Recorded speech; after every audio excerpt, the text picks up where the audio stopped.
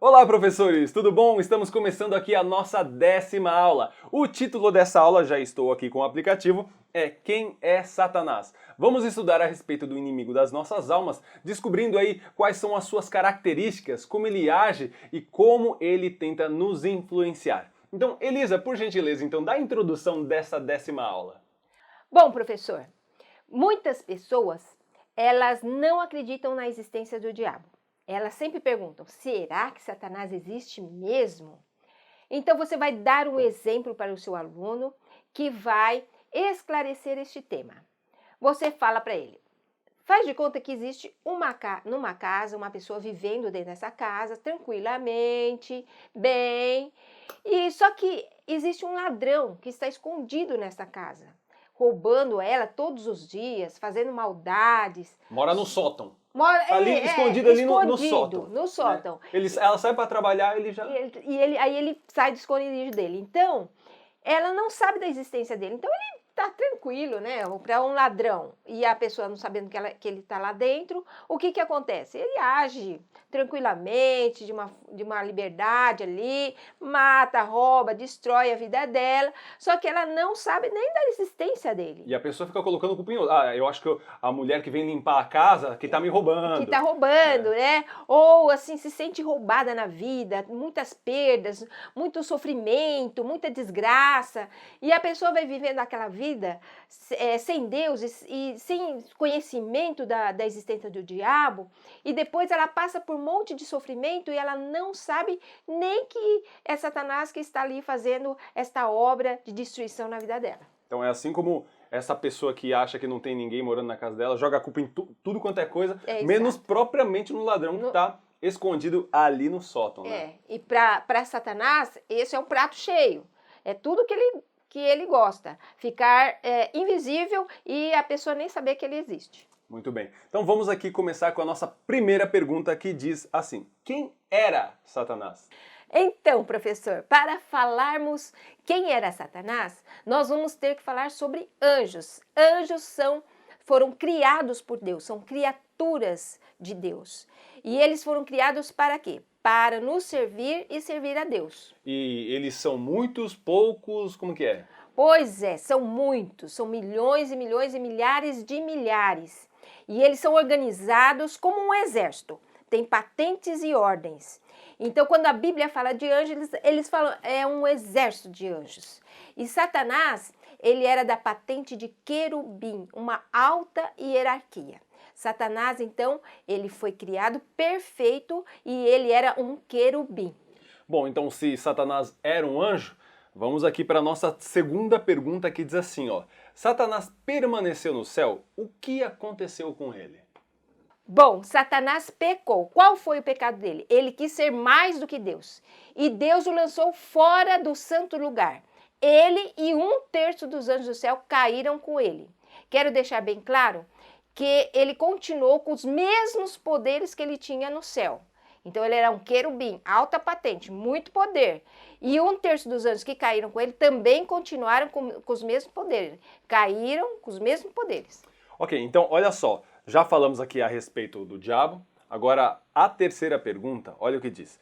Os demônios existem? Eles falam? Os demônios existem e eles falam através das pessoas que eles incorporam. Então, inclusive, eu abri aqui em Lucas, capítulo 22, verso 3, olha só o que diz. Ora, Satanás entrou em Judas, chamado Iscariotes, que era um dos 12, que nesse momento foi exatamente o que aconteceu de ele trair Jesus. Isso. Então, olha só, a gente acha que uma pessoa incorporada por demônio é aquele estereótipo da pessoa falando grave, assim, não sei o quê, mas a Bíblia ainda traz, talvez seja um dos mais endemoniados, que é Judas, que aconteceu com ele, do diabo. Satanás entrou em Judas e aí ele foi trair Jesus. Então você vê que a pessoa incorporada não significa que vai daquele jeito estereotipado que a gente imagina, falando grosso, Sim. Mas fazendo coisas que vão contra a vontade de Deus. Isso aí. Muito bem, então vamos aqui para a nossa próxima pergunta, a pergunta de número 4, que diz assim: os demônios reconhecem as pessoas que são de Jesus? Pois é, nesta passagem que nós lemos aí, fala que Satanás, ele reconheceu quem era, os demônios reconheceram quem era Paulo. Também falou reconhece quem é Jesus também. Mas ele falou assim, quem são vocês? Falando para os filhos de Seva. Eu acho que eles pegam, já pega o celular dele e fala assim, peraí, Jesus eu tenho aqui na minha agenda. Paulo, eu sei também. Agora você, tô procurando aqui na agenda, não tem você não. Não sei quem é você não. Não sei quem é você não. Então, são a lista das pessoas que têm autoridade sobre ele. Então, Satanás sabe quem tem autoridade sobre eles. Então, ele reconhece realmente as pessoas que são de Jesus ou não.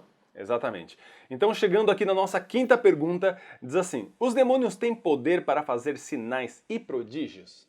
Existem espíritos malignos que fazem sinais e maravilhas? Sim. Nós vamos ver lá em Êxodo 7, Moisés e os magos do Egito transformarem a vara em serpente. Então, como que é isso aí? Os magos, os feiticeiros, fazendo os mesmos sinais e maravilhas que Moisés? Pois é, Elisa, e aí? Como é que uma pessoa cristã ela reconhece o que é de Deus e o que não é daí? Com certeza, Deus não vai deixar aqueles que o temem enganados, se enganarem por qualquer tipo de manipulação demoníaca. Isso é maravilhoso mesmo, porque a própria palavra de Deus diz, Jesus falando, eu sou o pastor e as minhas ovelhas ouvem a minha voz e me seguem. Isso. Então não adianta outro pastor aí falar algo, falar bonito, falar legal, porque aquelas que são ovelhas mesmo do Senhor ouvem, vão reconhecer e vão seguir, ou seja, eles não vão ser enganados com falsas doutrinas ou manifestações. Isso. É importante dizer que as pessoas que são realmente comprometidas com Deus, ela tem frutos de que Deus vive na vida dela. Então, você reconhece uma pessoa que é de Deus ou não através dos frutos da vida da pessoa. E é muito importante tomar cuidado, porque fala na palavra que muitos sinais e maravilhas vão acontecer nos finais dos tempos. E muitos vão achar que as pessoas estão fazendo em nome de Deus. E, na verdade, não estão.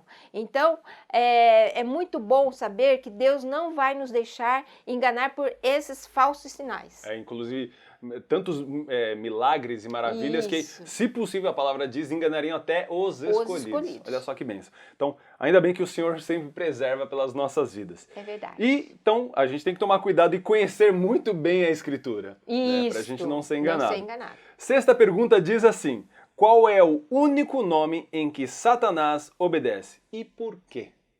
Jesus venceu a Satanás na cruz, quando ele morreu e ressuscitou. Depois que Jesus ressuscitou, ele recebeu todo o poder no céu e na terra. Ele é o único que pode nos defender, nos proteger da ação de Satanás e os seus demônios. Por que eu estou falando isso? Porque é o seguinte, se um demoninho aí, qualquer, não precisa ser Satanás não, qualquer um, olhou para você e falou assim, vou acabar com essa vista, vou tipo... destruir essa vida, casamento, filhos e tudo.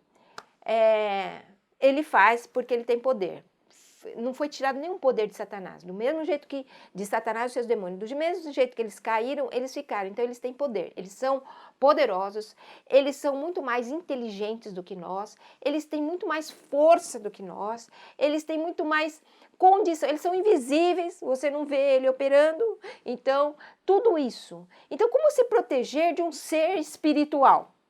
Maior em força, em poder, você está vendido. Por isso que existem tantas pessoas oprimidas. Você pode olhar no mundo. Existem muitas, milhões e milhões, milhares, um terço dos anjos caíram. É um terço de milhões e milhões e milhares de milhares. É muito demônio aqui na Terra, certo? E eles podem estar atacando a sua vida, né? Trazendo destruição, trazendo tristeza, trazendo roubo, trazendo desgraça, e você está oprimido. Então, esta opressão, ela é de um ser demoníaco. E como você pode se libertar dela? Através da sua fé em Jesus. Jesus é o único que pode te proteger dessa ação demoníaca que está no mundo e que está na vida, às vezes na sua vida. Fala para o seu aluno, às vezes pode estar atuando na sua vida e você não sabe.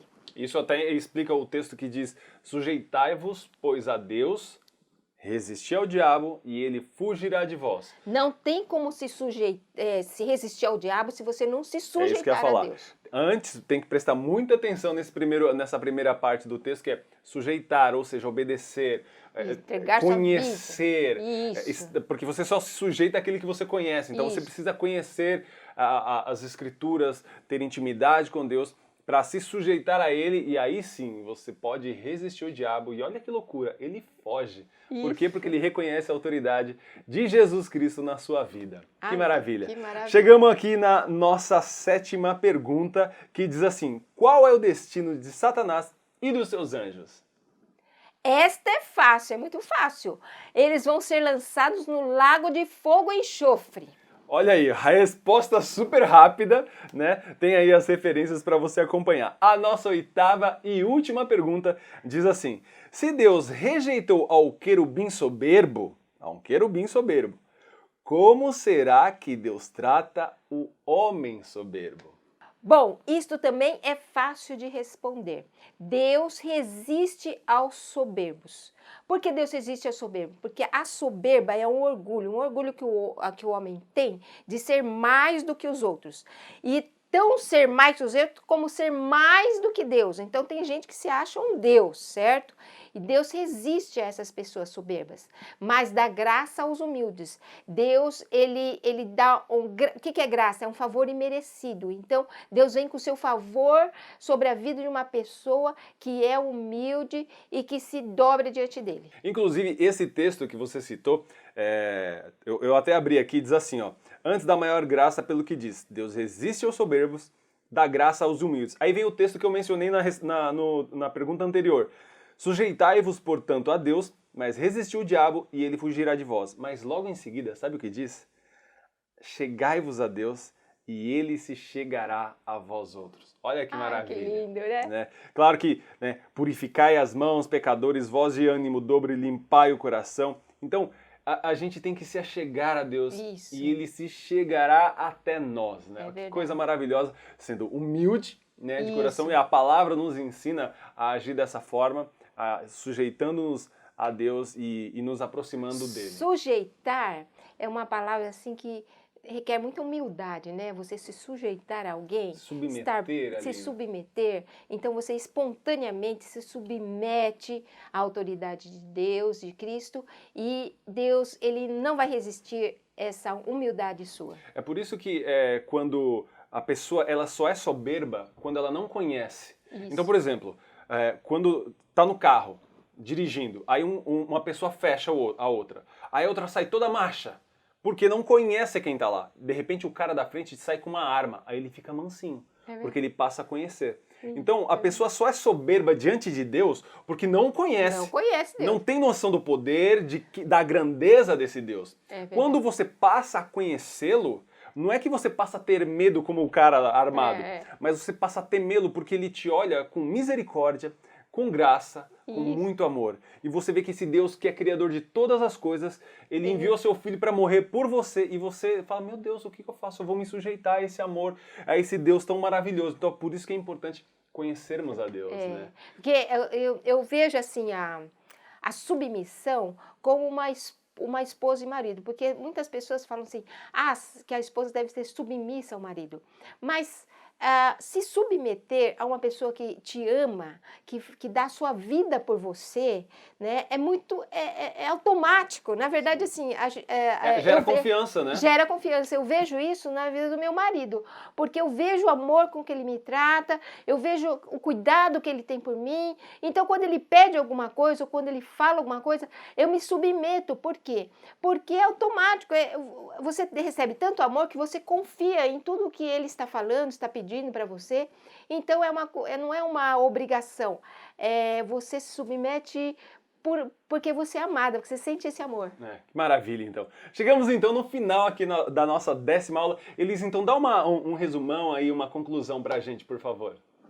Primeiro, nós aprendemos que Satanás, ele existe, que nós temos que aprender a lidar com as sutilezas e enganos de Satanás, e que o único que pode nos fazer vencer ao inimigo é Jesus, é entregando nossa vida para Jesus. Então nós devemos ser humildes, nos submeter por amor a Jesus, e Jesus, que tem todo o poder no céu e na terra sobre Satanás, nos fará vencedores e vai nos proteger desse inimigo invisível que é Satanás. Muito bem, então, professor, agora muita atenção, porque essa aula tem uma batalha espiritual. Existe. Que nós não vemos, até falamos a respeito disso aqui, sobre o inimigo e das nossas almas, então é muito importante que você esteja em oração, porque é uma batalha espiritual. É importante também que tenham pessoas orando por você. De repente, seria interessante, né, Elisa, falar com o ministério de intercessão da sua igreja. Olha, eu estou fazendo isso, é importante vocês estarem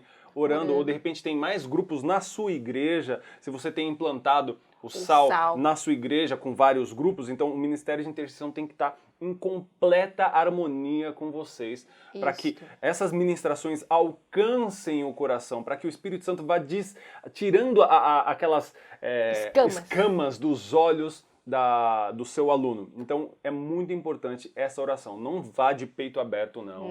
Porque é uma batalha mesmo. Né, Elisa? Sim.